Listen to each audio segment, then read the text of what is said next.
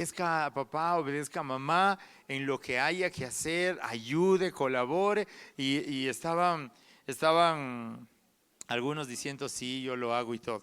Les cuento la experiencia ahora, tempranito, tuvimos que salir y dejé encargado de algunas tareas a mis hijos. Y sí saben, ¿no es cierto?, cuando somos hijos pequeños, los papás siempre están encargados de mandarnos a hacer cosas.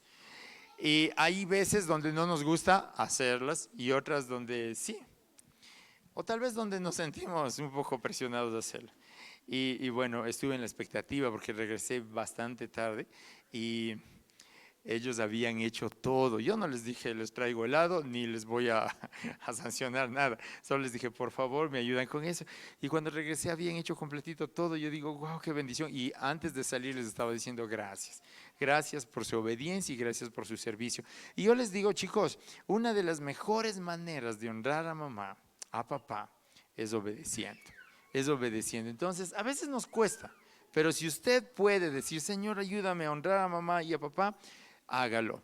Y después lo demás va a ser añadidura, la joya que de pronto quiso comprar y está ahorrando un montón, o de pronto esa ropa que le encantó, que le gustó, ese detalle para mamá, eso es una añadidura. Lo que importa es ese día a día de poder honrarla con todo nuestro amor.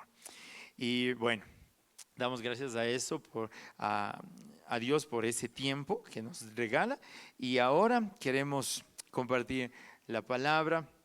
Y la palabra está relacionada con la continuación de lo que aprendimos la semana anterior.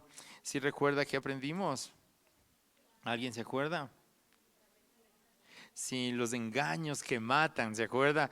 Los engaños que matan y hablábamos sobre cómo es de difícil cuando uno comienza a mentir, comienza a decir cosas que no corresponden. Y sé que el Señor nos estuvo ministrando nuestro corazón de una manera muy especial y recuerda la historia que les conté sobre ese niño rompiendo una botella de vidrio y después intentando salir por la tangente por ahí y todo, y me acordaba de esto y decía cómo es que uno puede llegar a mentir y mentir y continuar mintiendo porque tiene temor, porque no quiere enfrentar las circunstancias que tiene que al frente y a veces eso nos trae más dolor después.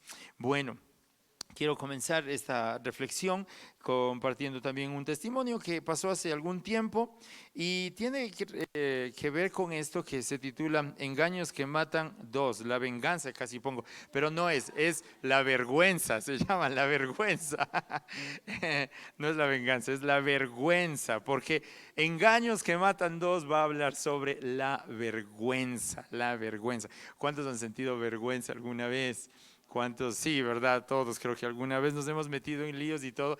Yo quiero contarles algo que sucedió conmigo. Yo regresaba de un país de viaje y ese avión hizo escala en otro país, pero todos con destino a Ecuador era el asunto ya de regreso.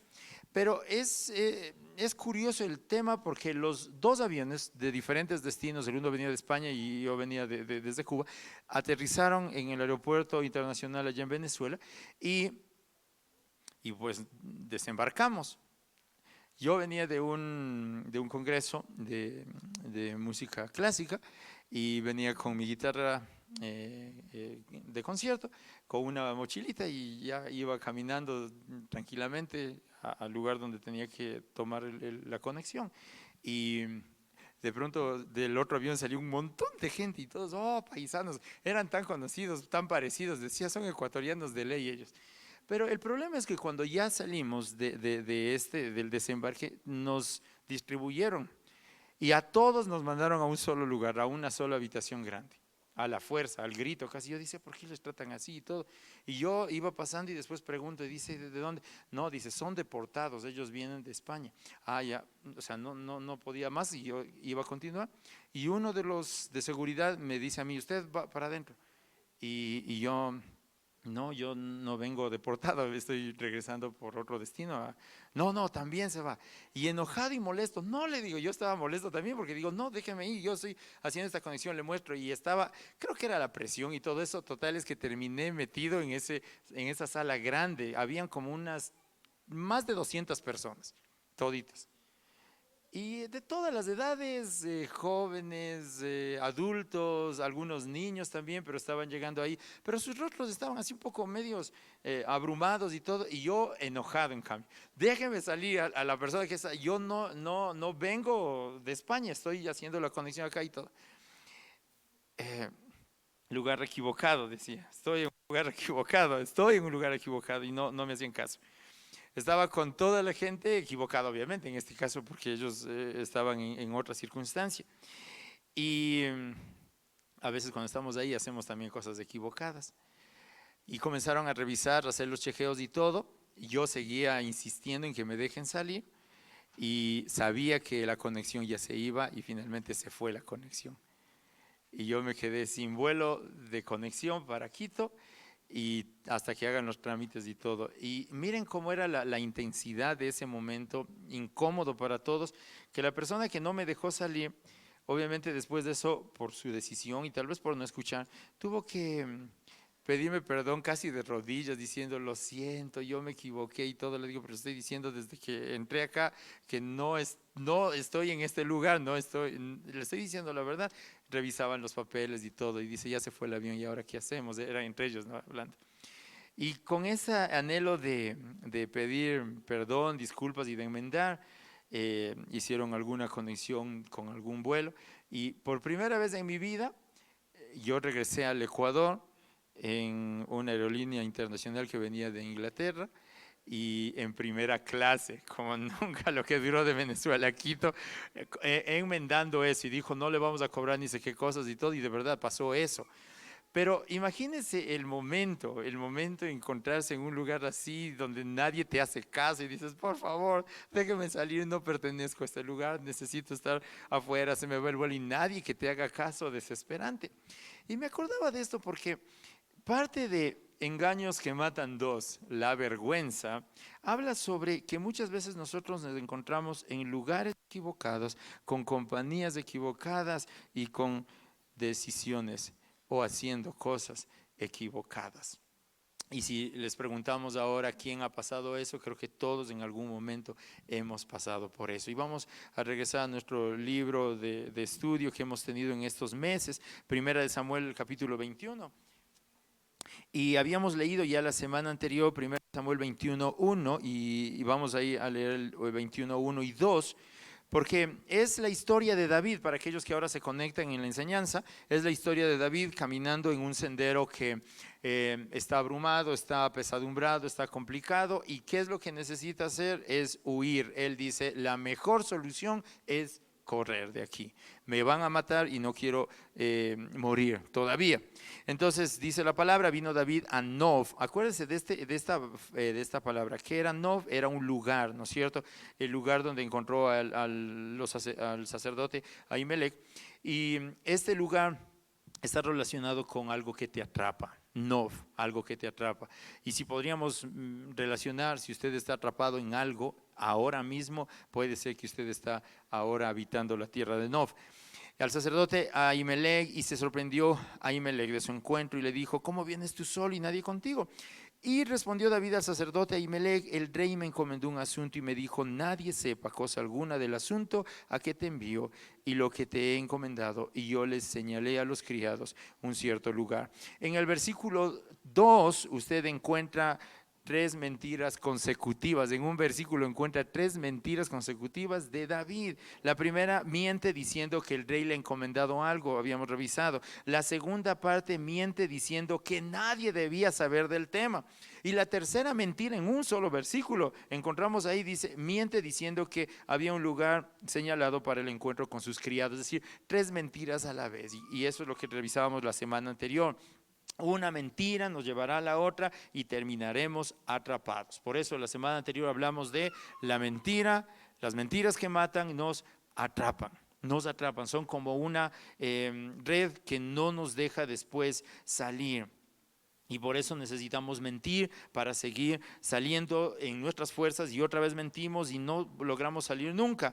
El hombre, hablábamos de esto, el hombre que engaña a su esposa, el joven que engaña a sus padres diciendo alguna cosa como que fuera verdad, es solamente una mentira tras otra mentira que termina atrapado completamente. Ahora, ¿qué es lo que pasa con la mentira? Eso no lo hablamos la semana anterior, pero después de caer en la mentira, ¿sabe lo que pasa con el corazón del ser humano? Se autoengaña, se autoengaña. Y está pensando de que nadie le quiere, de que todo se opuesto. ¿Les ha pasado eso cuando usted está metido en una mentira? Comienza a culpar a todos. Es que este papá mío no me quiere, esta mamá se ha olvidado de mí, este líder no me ama, este pastor me odia, etcétera, lo que sea. Estoy poniendo ejemplos así libres. Y uno comienza a autoengañarse. Cuando uno comienza a hablar con mentira, no decimos la verdad con claridad, con transparencia, mi corazón comienza a nublarse y tiene autoengaño.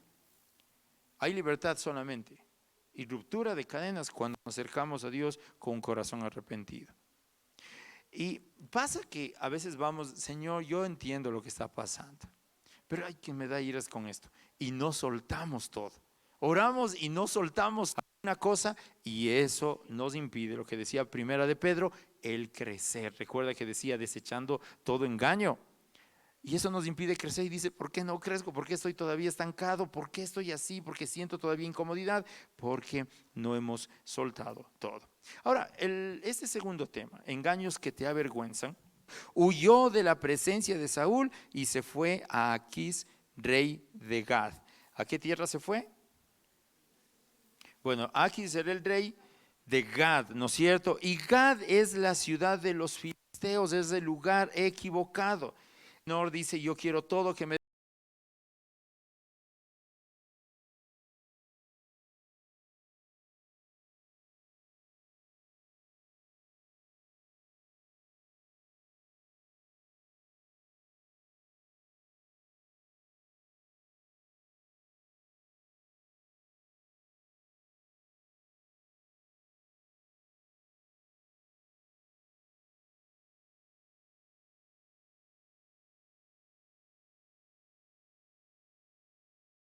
es que me voy.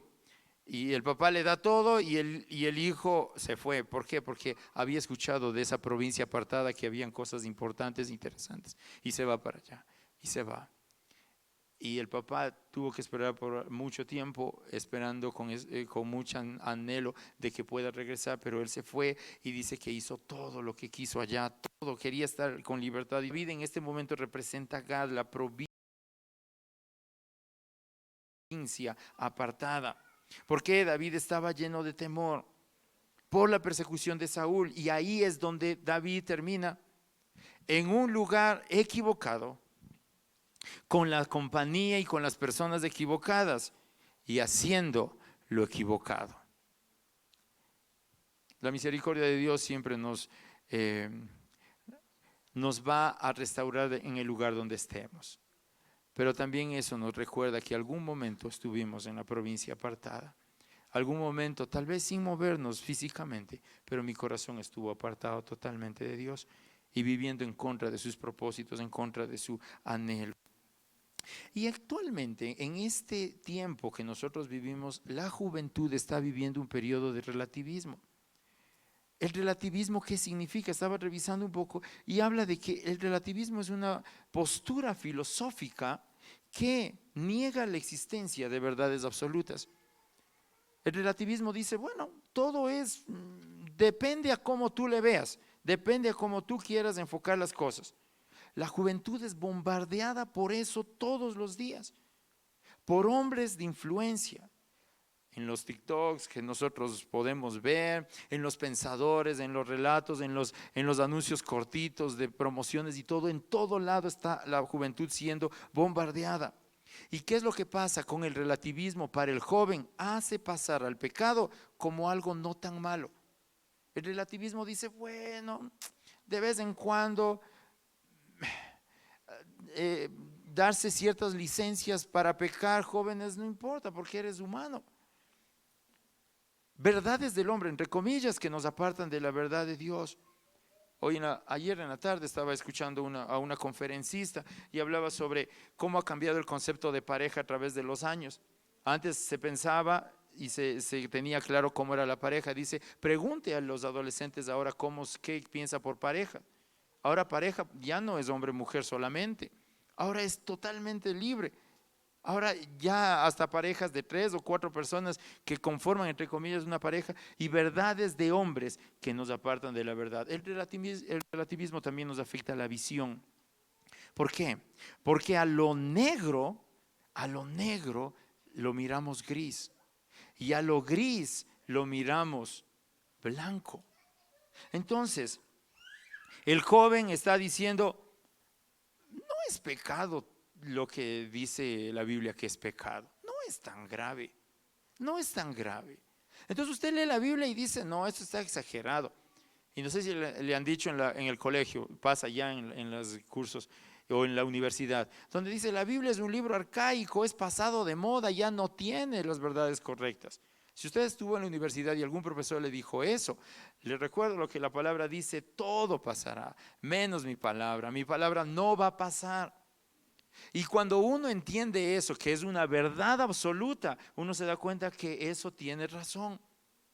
Mire lo que pasa, todo es relativo, dice, no hagas caso porque todo es relativo. ¿Recuerda? Dios le dice, no comas a Adán y Eva, no comas del fruto de este árbol. Y Satanás vino y dice, no, yo te voy a explicar lo que quiso decir. No vas a morir. Génesis 3, no vas a morir. Lo que va a pasar es que vas a ser como Dios. Y le miente. Es desde tu perspectiva, ¿no? Dios dijo así como ilustrándote que vas a morir, pero no es verdad. Miren cuántos siglos han pasado y ahora nos damos cuenta de que fue verdad, fue puntual. ¿Cuántos de nosotros hemos asistido al funeral de un amigo, de un familiar? ¿Cuántos? Todos. Eso no veía Eva, no vio a Adán en el huerto del Edén. No vio, porque se dejó llevar por el relativismo. El padre del relativismo no es algún filósofo, es Satanás mismo, poniendo en la mente del joven diciendo, no es tan verdad y tan cierto lo que te enseñan en esa reunión de jóvenes. No es tan cierto lo que te dicen en la escuela de líderes o en la iglesia, en las reuniones de tu célula. No es tan cierto, es un poquito nomás, porque te quieren hacer tener miedo, te quieren poner alguna presión. No, el relativismo está afectando la vida de los jóvenes. Lo que sabemos que está mal, decimos que no está tan mal, porque todo es relativo. Entonces, cuando uno deja que el relativismo entre en nuestra mente, las normas de Dios aparecen y los valores de la Biblia se corren. Y los jóvenes dicen, ¿qué tiene de malo ir a una discoteca el sábado después del culto de jóvenes?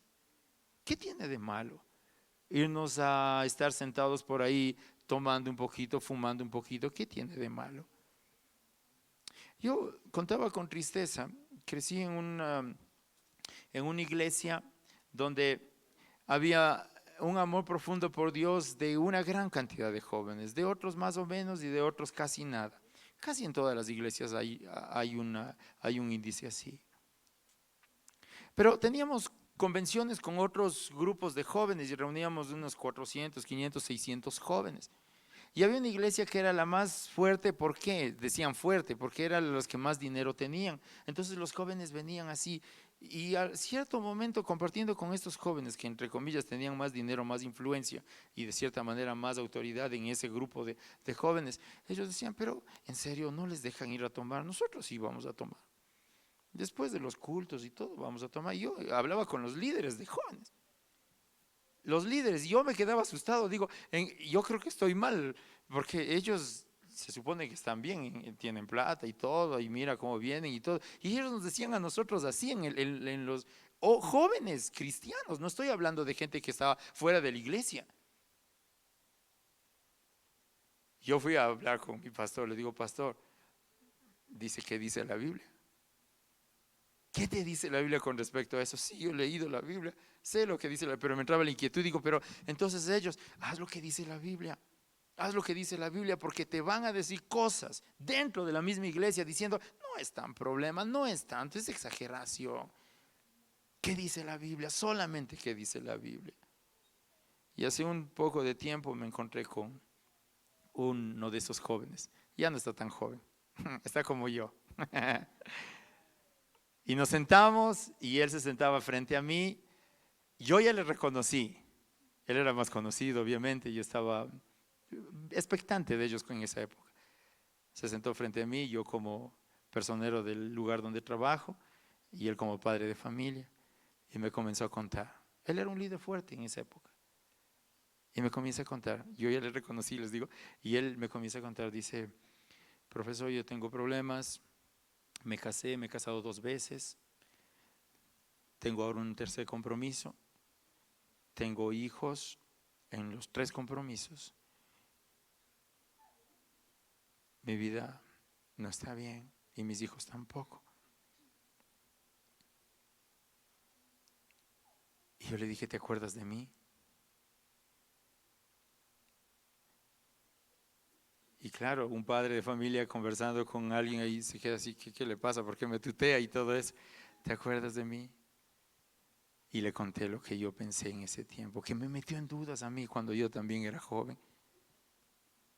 Y él era uno de los liberales en la juventud diciendo, no importa, esto es exagerado, lo de la Biblia es exagerado, Dios es amor, Dios es misericordia, por eso peca cuando quieres. No decía peca cuando quieres, dice date licencias. Primera de Pedro nuevamente, desecha todo engaño, desecha toda cosa que es contraria al propósito de Dios para que puedas crecer, para que puedas crecer. Conversamos. Y lo único que le dije es, lo único que yo recuerdo, y le decía, es que teníamos un propósito grande en Dios y que su misericordia todavía está permanente. ¿Qué te puedo decir con respecto a los hijos, a todo lo que ha pasado? Lo que te puedo decir es que hay que volverse a Dios para que Él comience a restaurar lo que viene en el futuro. Pero esa es ya una historia triste, una historia ya acabada, porque dices, ¿qué pasó de todo lo que podía haber proyectado? Yo ahora estoy viviendo consecuencias de lo que decidí bien.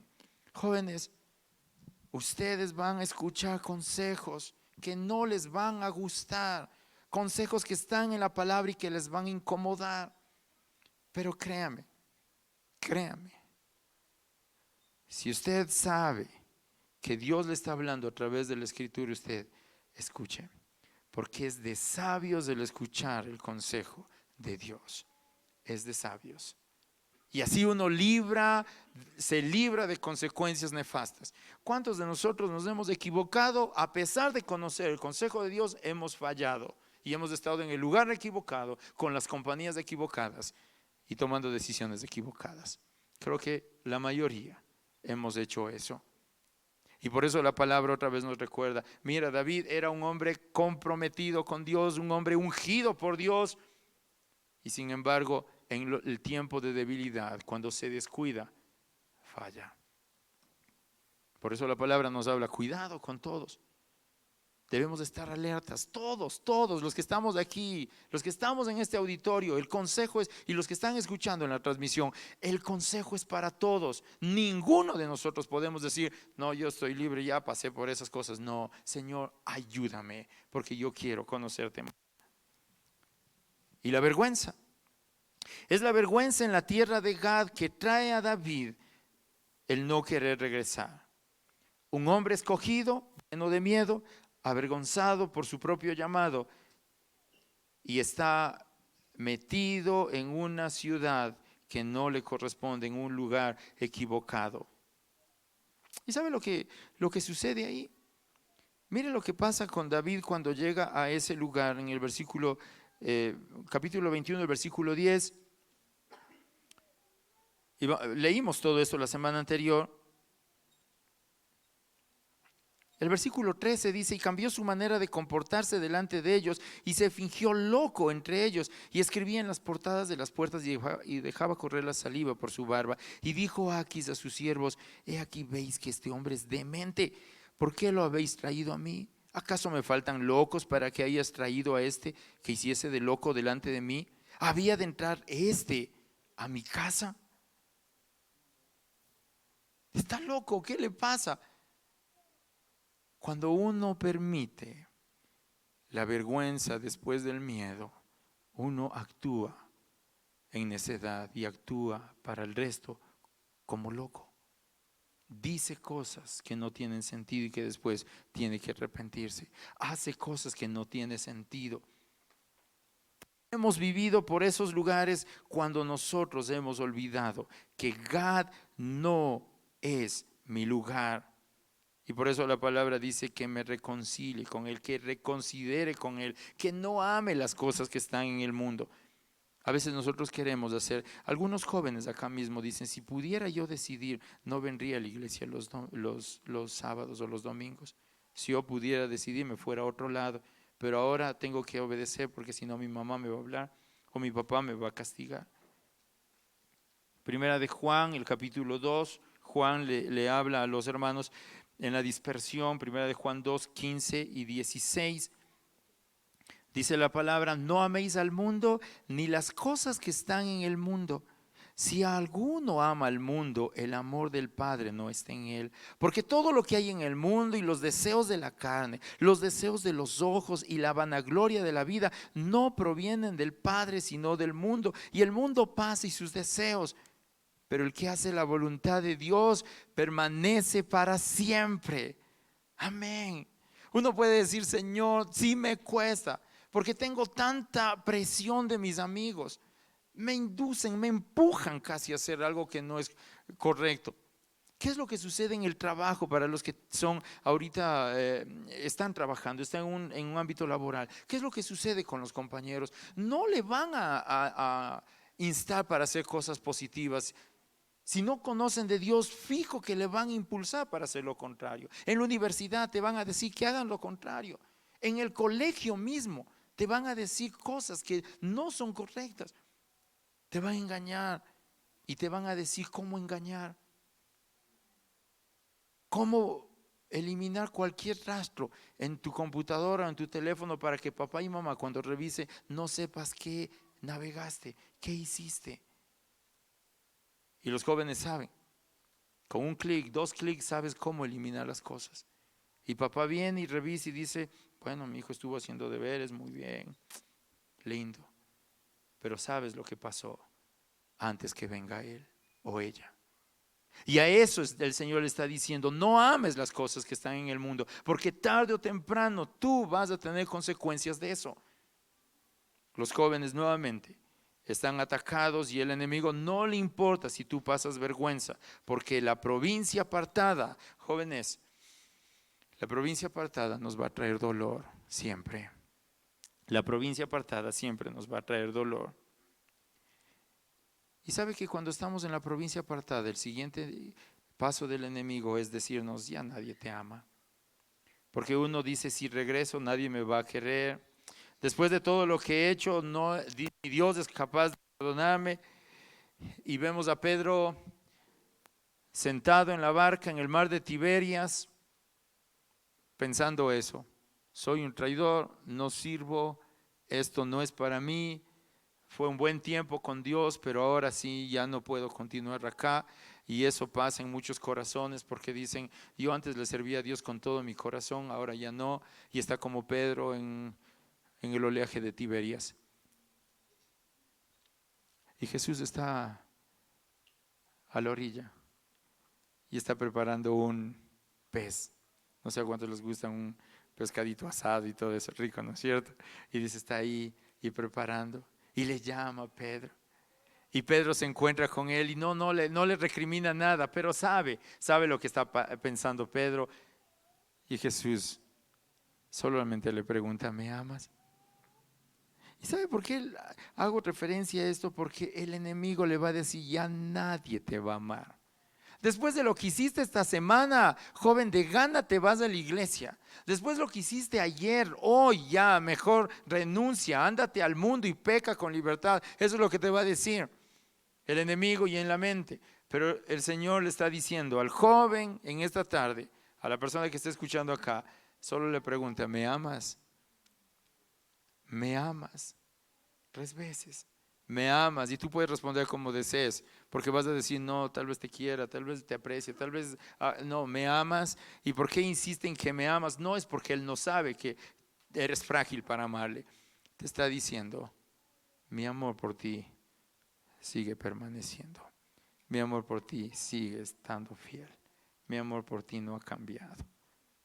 Y si hay alguien en esta tarde que ha tenido que caminar en medio de la vergüenza, el Señor le está diciendo: mi amor por ti no ha cambiado, solamente quiero que vuelvas en sí, salgas de esa tierra, de la provincia apartada y vuelvas a Dios.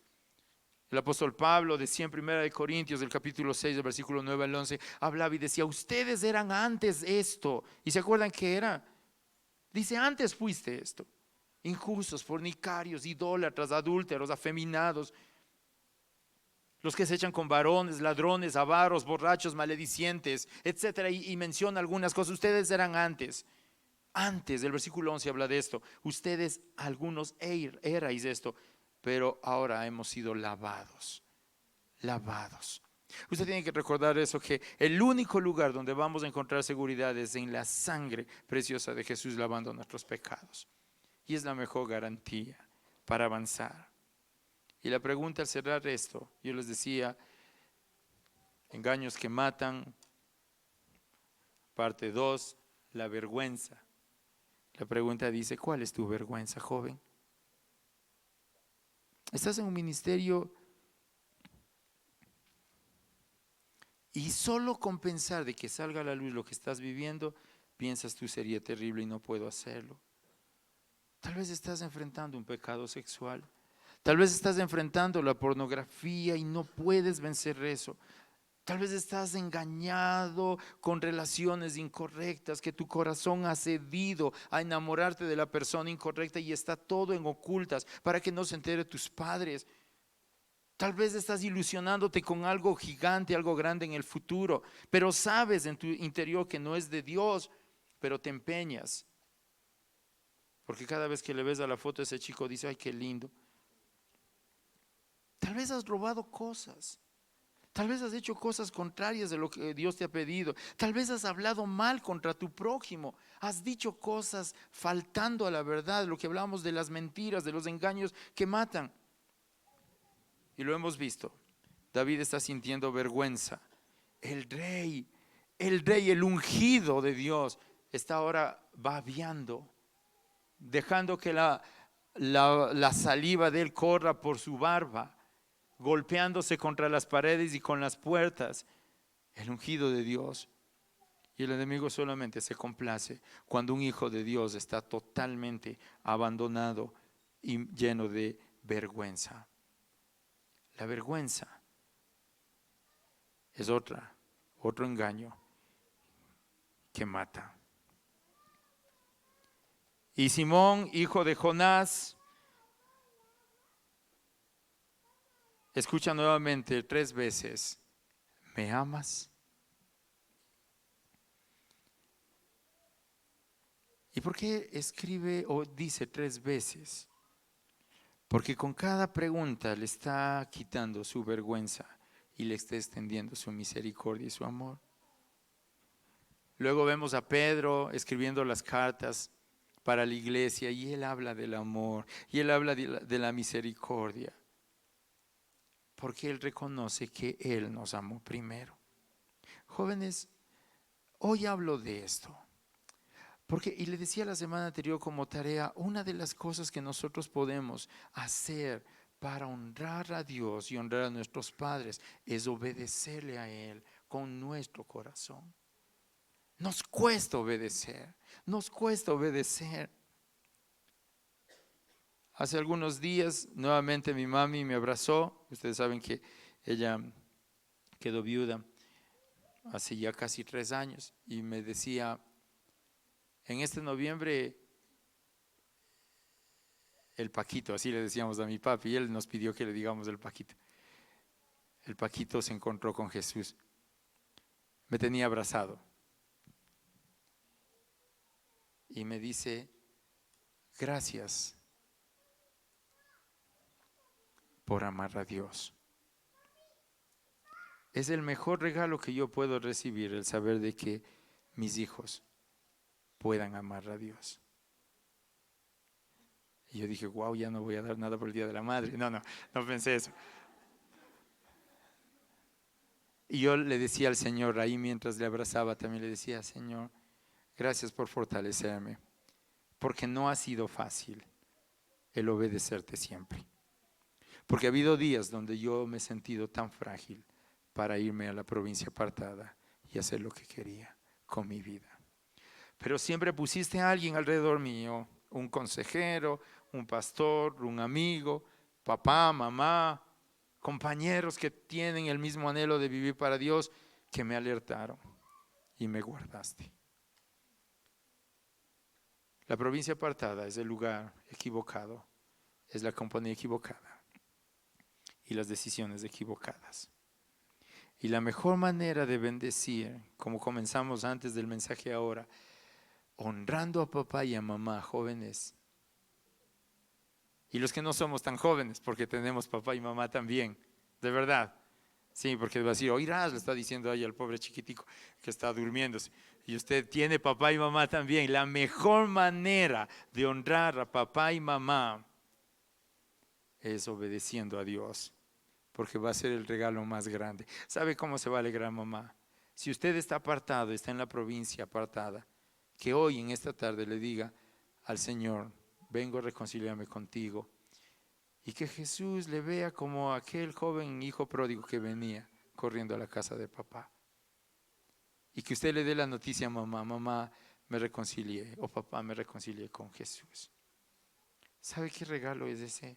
Más grande de todo el que usted pudo ahorrar todo el año para comprarle el mejor regalo en el segundo domingo de mayo. Es el mejor regalo que puede dar. Y si yo le pregunto cuántos aman a mamá, todos van a levantar la mano porque dice, si mi mamá es la que se ha sacrificado por mí, sí me ha dado sus palizas y todo, pero sí me ama.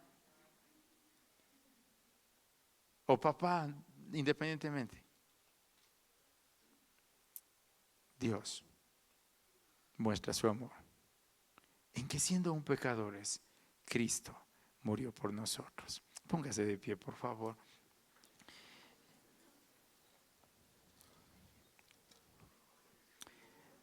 Cierre sus ojos en el lugar donde está y dígale al Señor con su corazón, no se distraiga, no esté hablando, no esté revisando el teléfono, no esté haciendo nada más. Señor, te doy gracias en esta tarde por recordarme que esos engaños que matan me han llevado a vivir en vergüenza. Y es una vergüenza que me lleva a esconderme. Es esa tierra de Gad que no es mi lugar, Señor.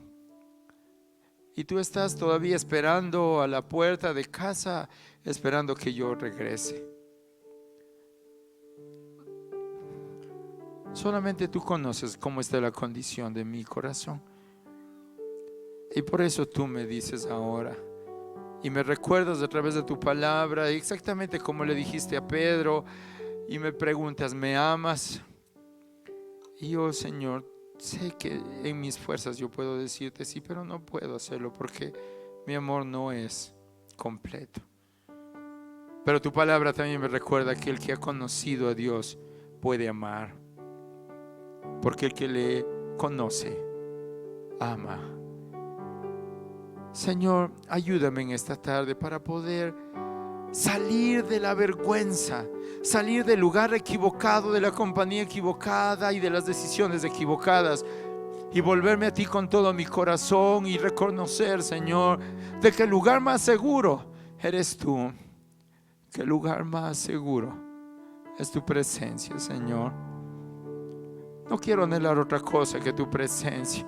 Jóvenes, levanten sus brazos y díganle al Señor, Señor, ayúdame, porque tal vez yo ahora me sienta débil, ahora mismo no tenga valentía para ser firme en lo que tú me has enseñado, pero solamente yo extiendo mi brazo con fe y con certeza de que al topar tu manto saldrá poder de ti para llenarme de autoridad y de poder para vencer todo el engaño que el enemigo ha desatado contra mi vida y que quiere acabar, Señor, así como lo hizo con Adán y Eva al inicio, engañándolo y diciéndole una perspectiva según el mejor. Hoy, Señor, me determino a honrarte a ti y amarte a ti, Padre.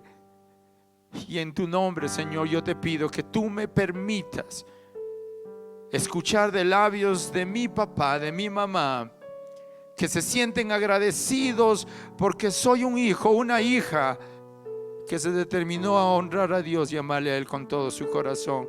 Señor, haz que después del tiempo, que los años venideros sean el deleite más grande de haberte conocido, Señor. Hoy sé que no estoy solo en este camino. Hoy sé que no estoy solo en este camino, que tu presencia va conmigo. Espíritu Santo, gracias por redarguir mi corazón y mi mente. Desecho todo pensamiento contrario a tu voluntad. Desecho en el nombre de Jesús toda palabra mentirosa y engañadora que yo he dicho justificando mis acciones.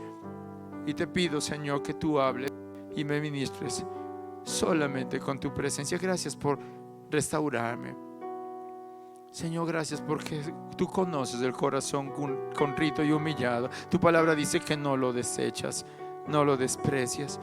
Y nos postramos ante ti y te decimos: gracias por limpiarme, gracias por perdonarme, porque me acerco ante ti y te pido perdón por todo aquello que he ofendido tu nombre, Señor.